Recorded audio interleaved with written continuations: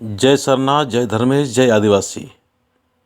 आदिवासी सत प्रकृति सरना धर्म प्रार्थना सभा का आयोजन 20/2/2022 रविवार के दिन खवास खिजरी पंचायत बड़ागांय चट्टी भंडरा लोहरदगा में बिल्कुल पहली बार प्रार्थना सभा का आयोजन किया जा रहा है।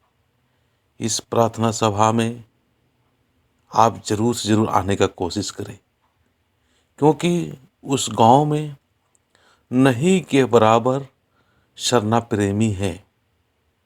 इसीलिए सभी से निवेदन है कि आप लोग सुबह जल्दी आने का कोशिश करना, ताकि समय से भजन प्रार्थना और वक्ता सभी को मिल सके।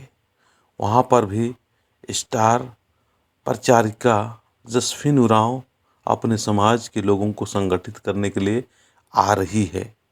साथ साथ में सुखराम उरांव और प्रतिमा उरांव, पुष्पा उरांव और चितरंजन उरांव, ये सारे लोग आके अपने समाज के लोगों को एक अच्छे दिशा देने के लिए लगातार प्रचार प्रसार और मेहनत कर रहे हैं।